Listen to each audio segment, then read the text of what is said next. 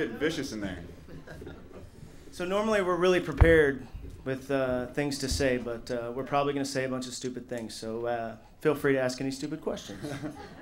Because now's the time. Big thrill for you guys. Oh yeah, it's absolutely amazing. I think. What your wife said when you guys sat back down. Well, they were crying more than we were. We cried a lot.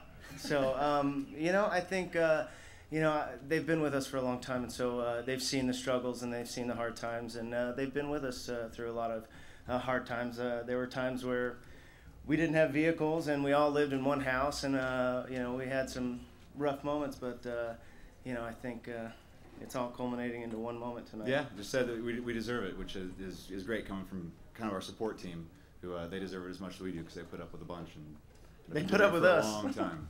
Yeah. What happened? Like, what was going through your mind when you heard your band name? What was that moment like? I was waiting for the April Fool's joke. Yeah. You start shaking, and I mean, it's so surreal, and we've been at this for 10 plus years now, and started grassroots and just four guys making music, college bars and whatnot, and here we are today, and it's hard to wrap your head around. So. Can you talk about the fact that, your current single sort of speaks to what you mentioned on stage, even if it breaks your heart, just keep on dreaming, and this is living proof for you, and can you talk about, some people might think you're sort of an overnight sensation, but you all have paid tremendous dues and worked hard to get here. We first of all, we love the people that think we're an overnight sensation because the fact we're still making new fans, after all this time is great, and country radio is allowing us to get in front of so many new people to hear us for the first time. We have been at this for a while. I think Even If It Breaks Your Heart is the perfect follow-up single to Crazy Girl, which led us to so much in the past year. But it just tells our story, and I hope everybody gets a sense of who we are from that song. Yeah, I think I've been inspired by a lot of country artists that have gone up and said these speeches, and there have been a lot of speeches that it gives you chills thinking about it. And I think when I first heard Even If It Breaks Your Heart, it was Will Hoag's version, and when you hear that song for the first time, it gave me chills, and I knew, and I think all four of us really knew that was an incredibly special song, and it gives me chills. I think the first time we played on stage after this, I think it might be a really special moment. So.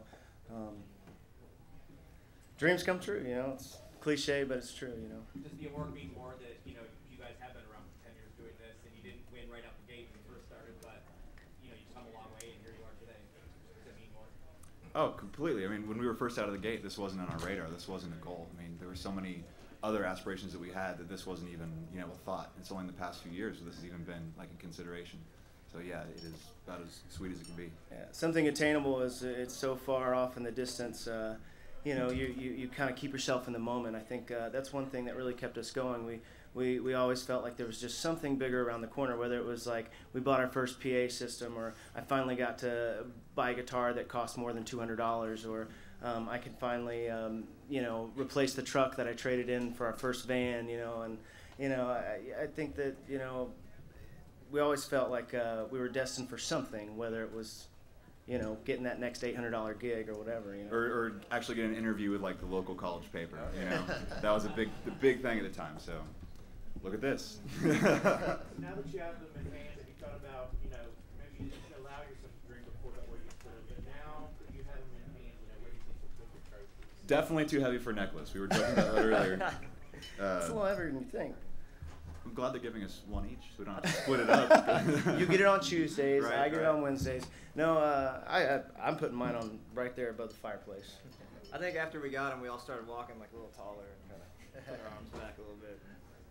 It was good. Actually, carrying it in hand when we were walking off the stage, it felt like we were walking on a cloud, sort of. So it's totally. And then they asked for them back. Yeah. April Fools. Can you also just talk about the fact that it seems like once that big break kind of happens, then it just begins to snowball rapidly. I mean, you guys just got back from Australia with Tim and Faith. You're getting ready to go out with Rascal Flatts. You've now won this award.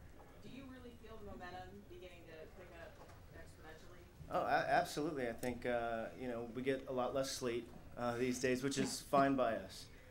We've been working hard for a long time, and I think we always felt good about our career and felt good about where we were going. But now it's like the good things just keep coming, and they keep coming, and it's real. We'd be really foolish to think that things start snowballing on their own at this point. You know, this allows us open doors to work harder at, and more opportunities for us to take advantage of. But we definitely aren't fooling ourselves to think that now something's on autopilot. So, you know, on to the next thing. Woo. Hey, hey. Thank you. Thanks. Bicep curl.